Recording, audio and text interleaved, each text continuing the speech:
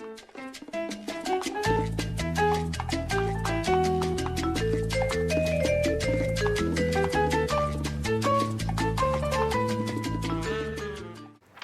guys, it's your girl Sid Nicole, and welcome to Sid in the City. You are now a citizen, so welcome to my city. Before I get started today, please like, subscribe, and click the bell so you can get notified about when I post videos. But let's get started. So today's topic is based on my work history. If anyone knows me, I was a hostess for 4 years. I worked part-time as a hostess back in DC when I was at Howard HU. I was a hostess part-time working at one restaurant called Buford Saloon that was on Eastern Market, still over there. It's a really nice restaurant, farm to table cuisine, really good. A little pricey, but it was good food. I also worked at Local 16, and most people that went to Howard know about Local 16. It's really cheap brunch spot that is right off U Street, 16th and U Street, and they were known for their Afghan food, their pizzas, and their really affordable bottomless brunch. After I worked there, I worked at Ocean Prime for 2 years, and I loved it. Ocean Prime just had a really nice culture that I really took to when I started there, so I was there for about almost 2 years, not a full 2 years, but almost 2 years. But yeah, things I noticed as a hostess is why I made this video today. So today's video is called 7 Tips to Enhance Your Dining Experience. And I've just noticed that a lot of people don't know about the tips and the tricks to having a good time when they go out to eat. And I feel like the tips I wrote down for you all will really help you. You might learn something, and you might can apply it to when you start planning people's birthday dinners or wanting to go to a new happy hour or try something new out. I feel like these tips will really help people and just give you a better understanding on how the restaurant industry is broken up and broken down and how it kind of runs a little bit. But yes, I'm gonna get started with tip number 1.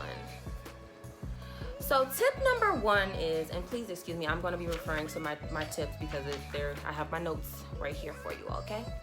Tip number 1 is always make a reservation.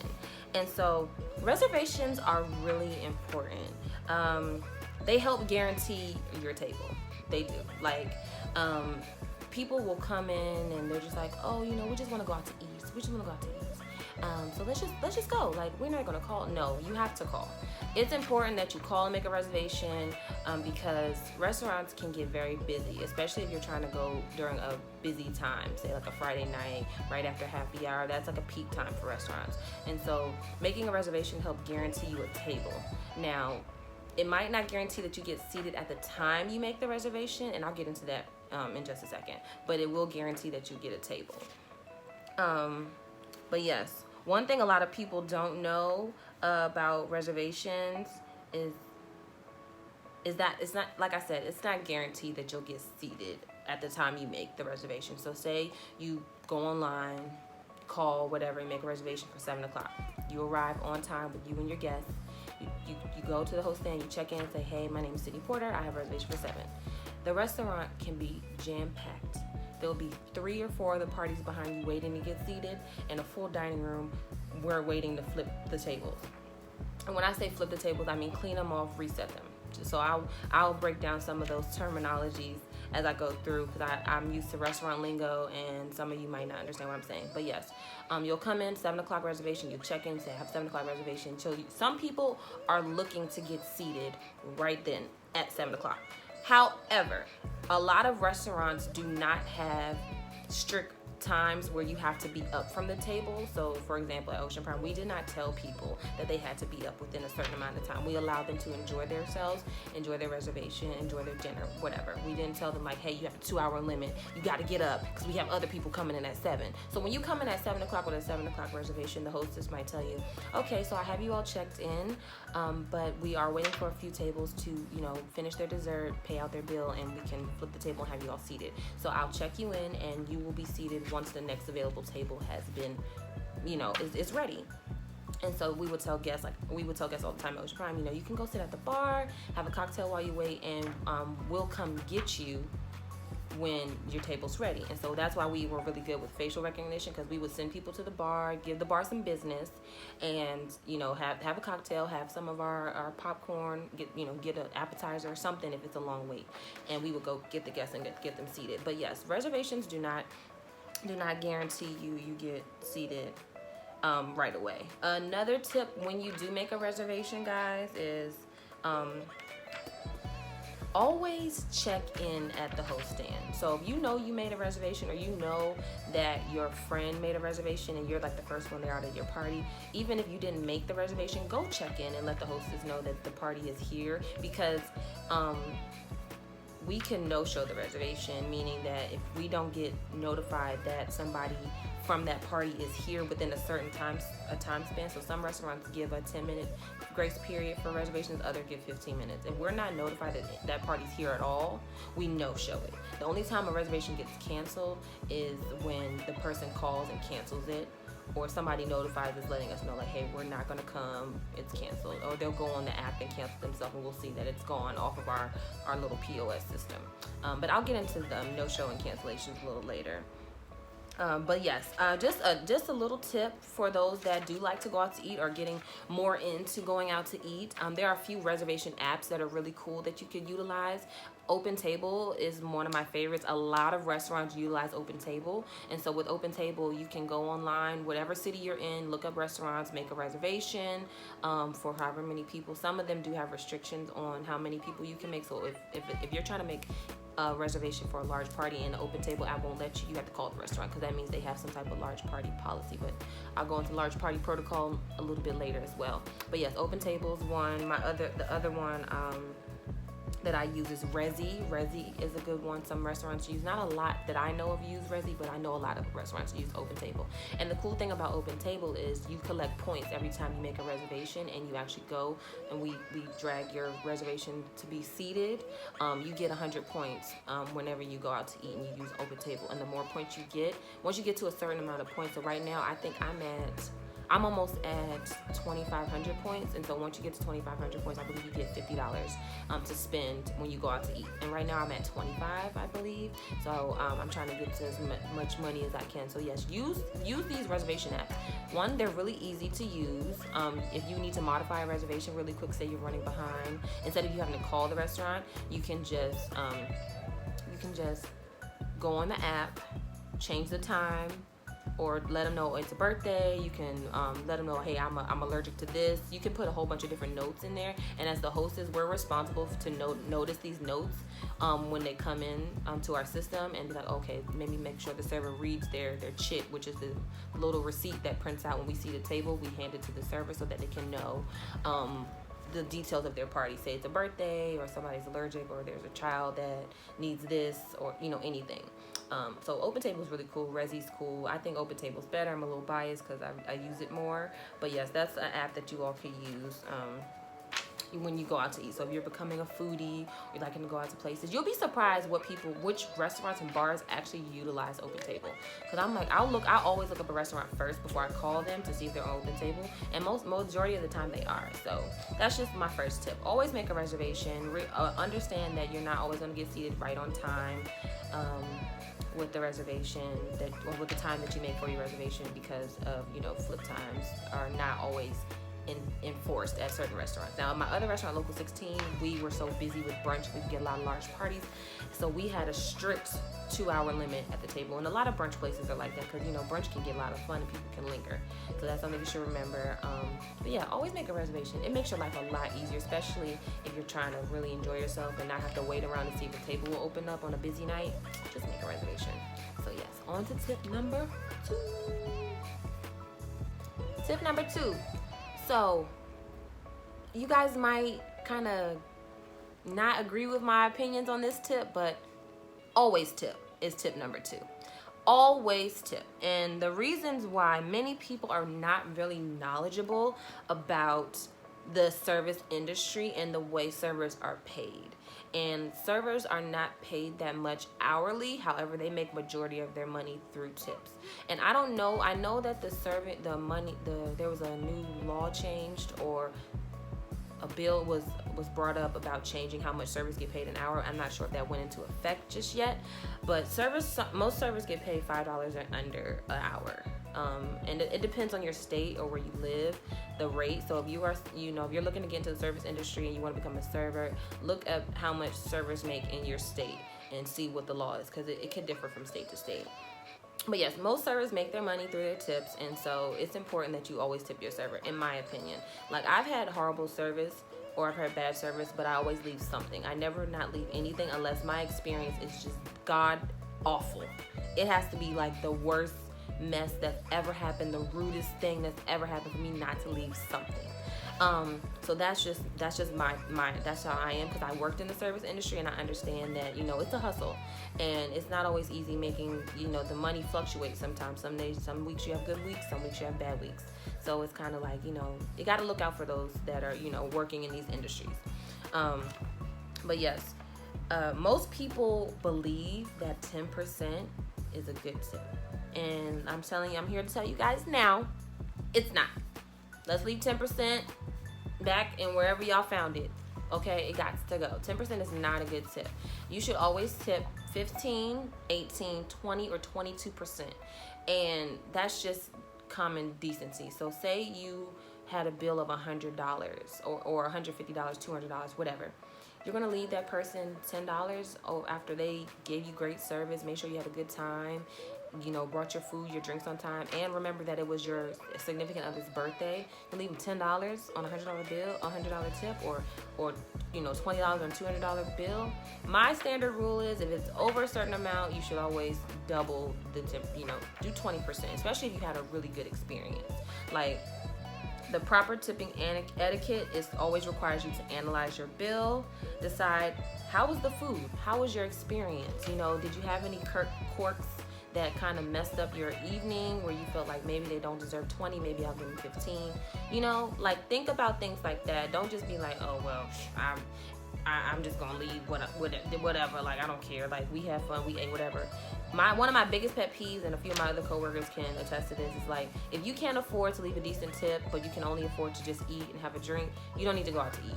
Like, just don't go out to eat, because that's just, like, don't do that, guys. These people work very hard. The service industry is a big industry. I know a lot of people that are professionals in this industry, and they take their job very seriously. So they deserve to be compensated accordingly, especially if they're giving top A1 service. So tip accordingly. 15, 18, 20, and 22%. And if you can't analyze your experience at the restaurant, there is a tip calculator app that you can download. You put in your bill, you put in how much you want to tip, and it tells you exactly how you need to tip. Also, a lot of restaurants include at the bottom of the bill how much you should probably tip. Like, you want to do 15, 18, 20. I know you all seen it. A lot of you probably looked over it, but you've seen it. At the bottom of your bill, will tell you how much you should tip. So, follow that accordingly. But when service is bad, I understand tipping can be a little bit like, I don't know, like, I don't think they deserve this extra money. But just remember, like, leave something. Don't it's up to you how much something is, but leave something. Don't just scratch through. Even at the bar, I think people forget bartenders work off tips, cocktailers work off tips, servers work off tips. So leave a good tip. Also, don't forget your hostesses. We take tips too, because we check coats, we check bags, and we do it with a smile. On to tip number 3. Tip number 3. Arrive to your reservation on time. I'm going to say it again. Arrive to your reservation on time or early, okay? And here's why. Being on time for your reservation is key to starting off a good dining experience. If you're coming in late and you don't notify the restaurant that you're running late, we're going to tell you, unfortunately, you all are late past our grace period. We had to no-show your reservation. Once we get these other parties seated, I'll be happy to bring up your reservation and put it back in our rotation. However, you're not priority anymore because you did not let us know that you were running behind. And so that's the spill that you should be getting from a hostess when you are running late, or you ran late and you didn't let them know. Most restaurants, especially like the fine dining restaurants, they do give grace periods, so about 10 to 15 minutes, like I said a little earlier. So keep that in mind. If you're running late, you're like, oh, I might be like 10 minutes late, it should be okay. That's fine. However, if you know in advance that you're running late, like you're like in the shower and you're looking at your clock like, oh snap, I gotta get to the restaurant in 30 minutes, but I'm in the shower and I gotta do my hair and I gotta do my makeup and put my lashes on. You know, that takes me forever. Oh, I forgot, I gotta help get the babies dressed. If you got a lot going on and you know you're gonna be way later than you thought, the proper etiquette with your reservations is to call the restaurant and let them know, hey, can we push my reservation time back? I'm gonna be later than I expected, or just say I'm gonna be late. Can you mark, I'm gonna be late. And so what we'll do, if you say you're gonna be late, we'll mark that you're running late so that when you do arrive, we're not gonna penalize you because you let us know that you'll be running late. Now, if you call and say push my reservation back, even better. We'll push it back to a time if we have that time available. There are times when, unfortunately, we won't have times available that you want to push it back to, and see. So either you're gonna have to come at your reservation time and just be like 15 minutes late, or you're gonna have to take the times that we have available, or sometimes you just gotta you're just not coming because we're that busy. Restaurants can get super busy at times where it's like we want to accommodate everyone we can. However, there are other people that have arrived on time for the reservation, so we gotta make sure they're taken care of. And the ones that are coming in behind them, you want to make sure that they're good as well. So yes, arrive on time. That's very important. But what I will say, once you call the restaurant, you notify them that you're running behind.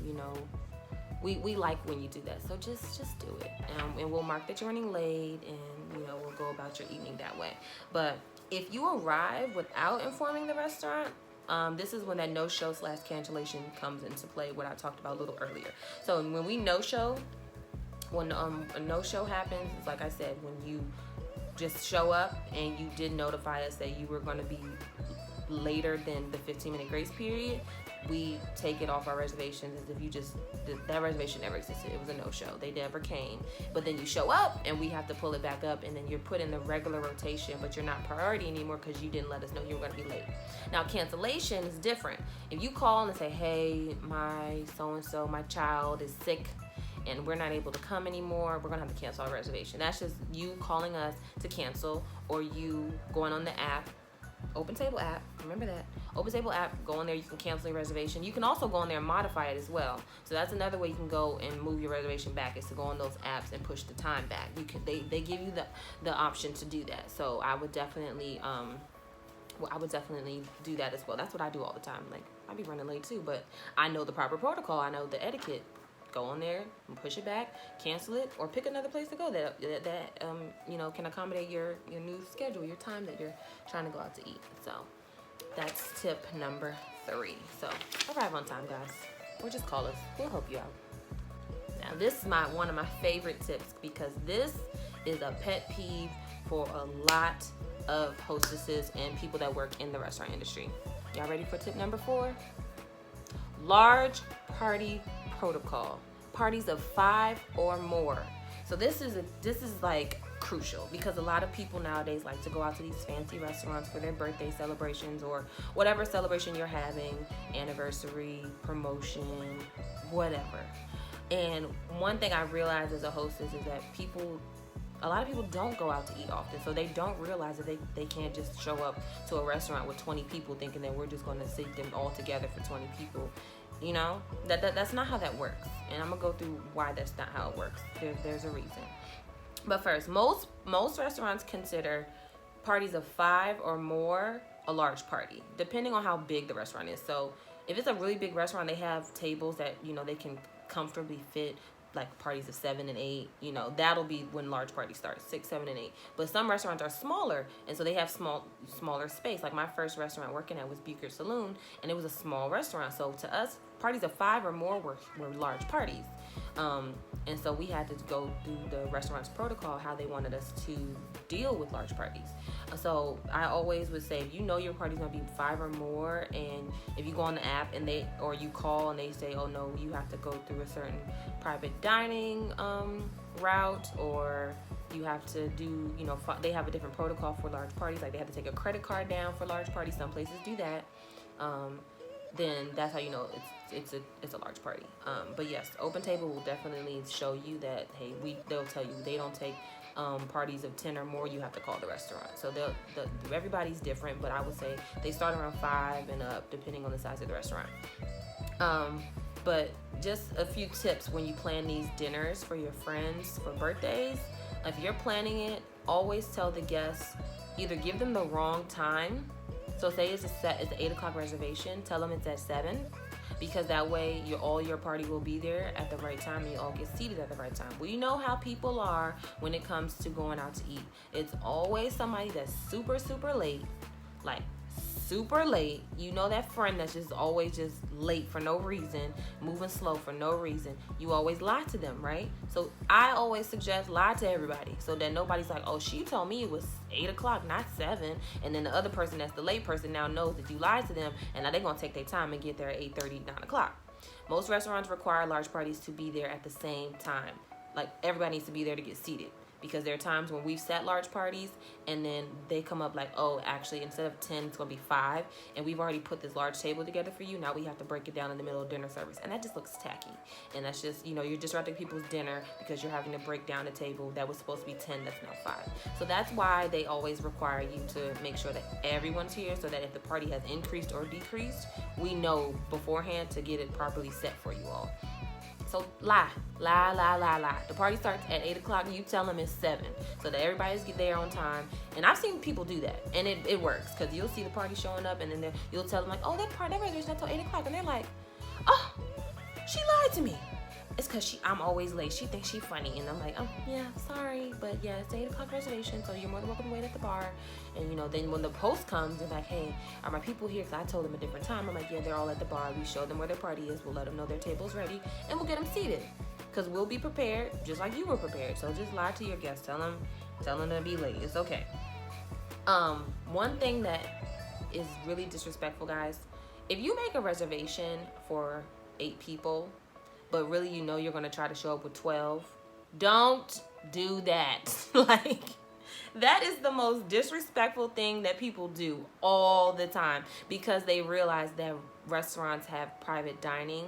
And so when I'll explain private dining. So private dining is when your party is larger than the restaurant's protocol to be seated on our regular dining floor, that we put you in a private room and you're given a minimum to spend while in that private room. So a minimum is, say it's a party of 10, we'll give you a minimum of $1,000 to spend while you're in the private room. So that's about $100 a person, which can be easy depending on where you go and how much people order. But when people know their minimums, or most of the time when people don't know their minimums, they try not to spend too much or order too much. But let them know, like, we need to meet this minimum, so like order up, okay? Because if we don't meet it, the rest of it's coming off the credit card that the person has on file for that private room.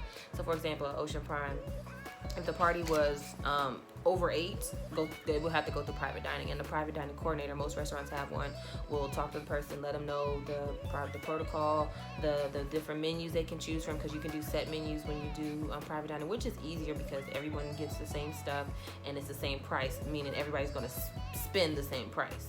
And so that's a great way to meet your minimum. But yes, they'll send them the contract, have them sign it, ask them what's the celebration. Sometimes they used to make the menus fancy for them, like put the business on it. Like, we had a lot of fundraisers or businesses come in, have different clientele meetings and stuff, pharmaceutical companies, congressmen, all types of people will come in and use our private dining services. So yeah, don't show up with more people than what you're supposed to, guys.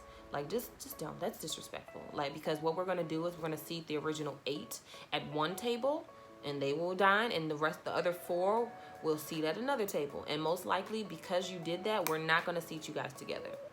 Because we don't want why we have to be so strict at the front and how we seat the restaurant is because if we allow one guest to come in with a expected party of 8, but they actually come in with 12, and we're like, oh, it's okay, then the word gets out that, oh, you don't have to go through private dining, girl.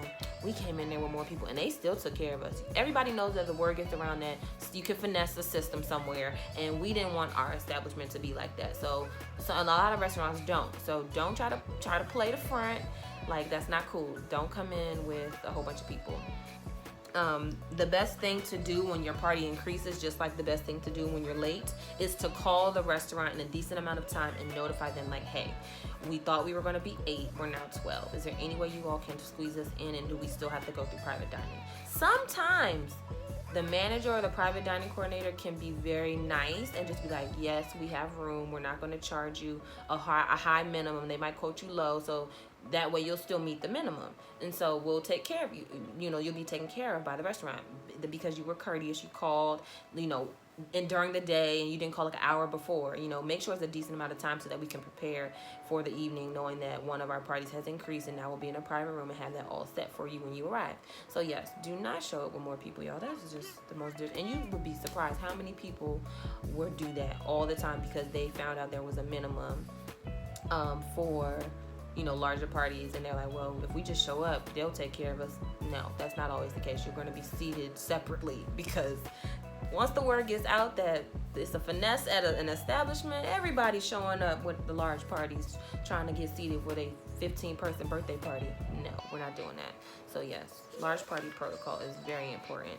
And always, if you're trying to plan a birthday, call the restaurant, ask them like, hey, what's the protocol for large parties? I want to plan a birthday. Do you all have private rooms? Do I have to go through a private dining coordinator?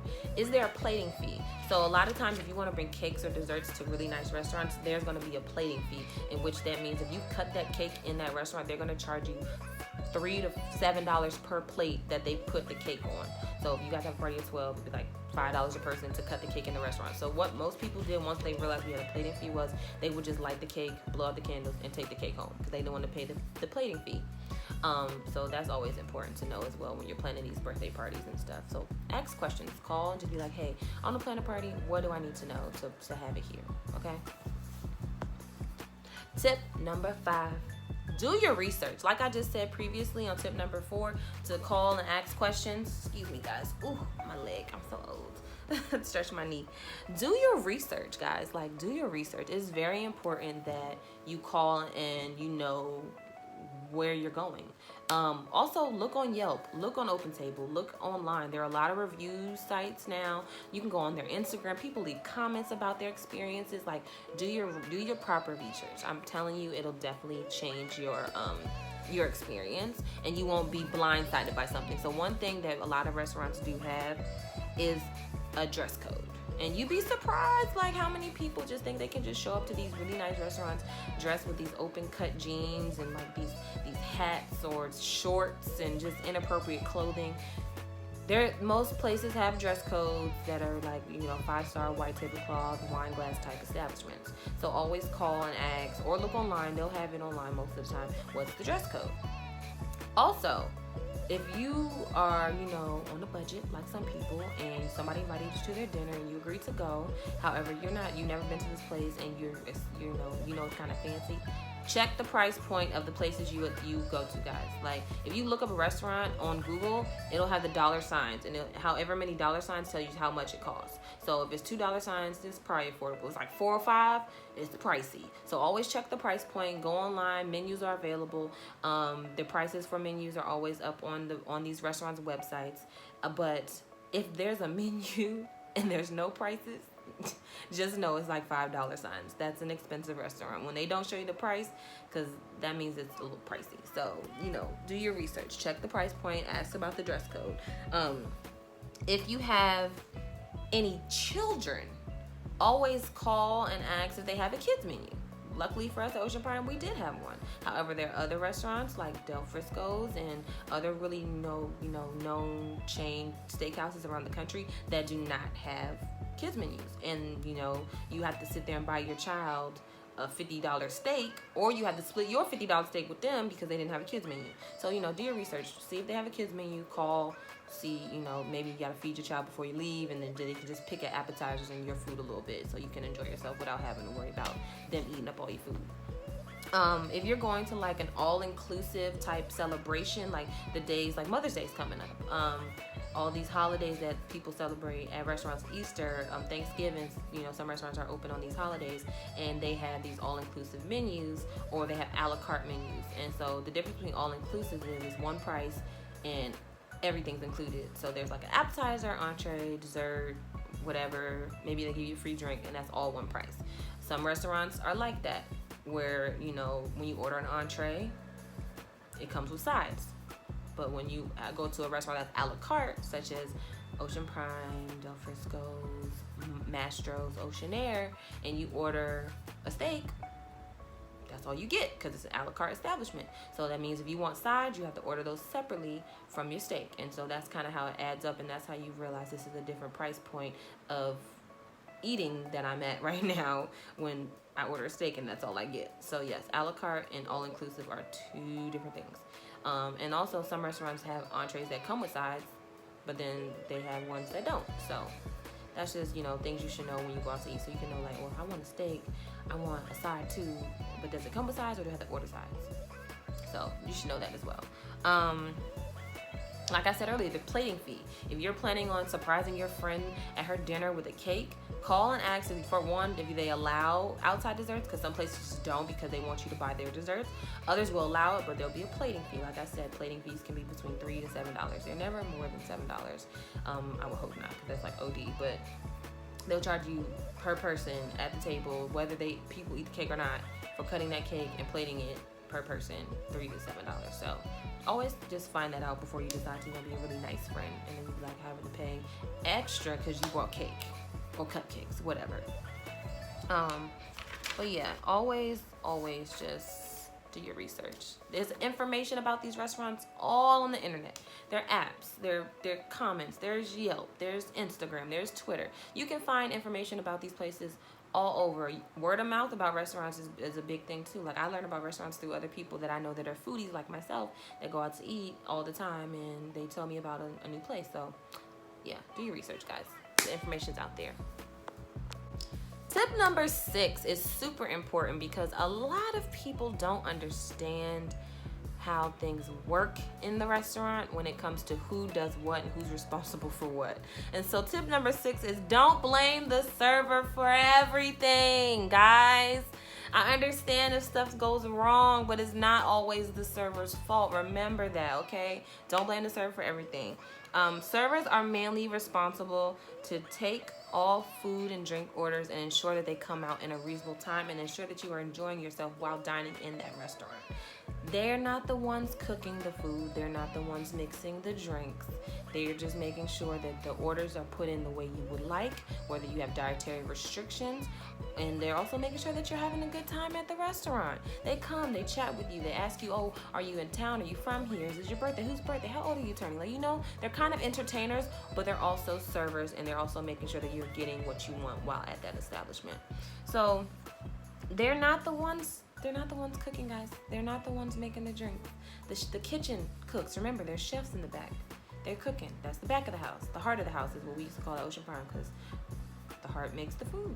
Gotta eat, right? The bartenders are the ones that make the drinks. A lot of people don't know that the bartenders are serving the bar, and they're making the drinks for the restaurant. And that can be very overwhelming if you're not, when you get busy at the bar and you're making drinks for the lounge, the bar, and the restaurant.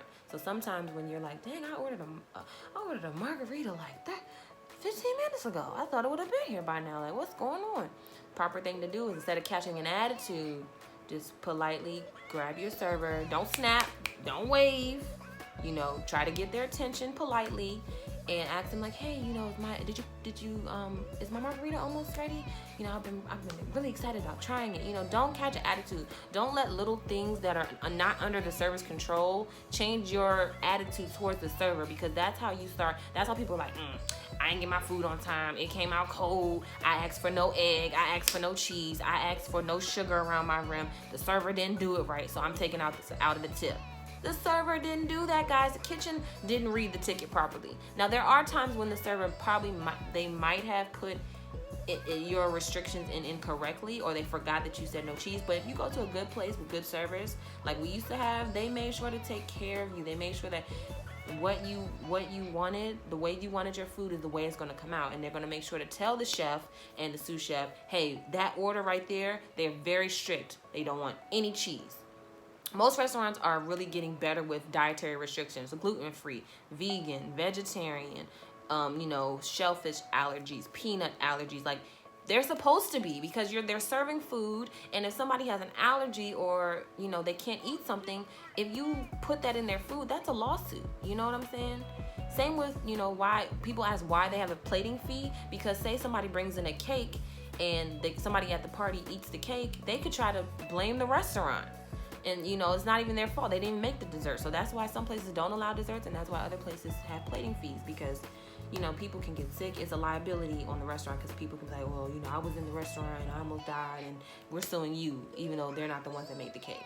So guys, just please be nice to the servers, especially if you're at a nice restaurant and they're trying to ensure you're having a good time. Don't blame them for every little thing, for stuff being late. Sometimes the kitchen gets weeded, and when I say weeded, that means overwhelmed, and you're just behind with all your orders and all your things that you need to bring out. Servers get weeded, bartenders get weeded, the kitchen gets weeded, everybody can get weeded. We can get weeded at the host stand because there's just too much going on, and you're just trying to get everything back in order. So yes, be nice to the servers, guys. It's not always their fault.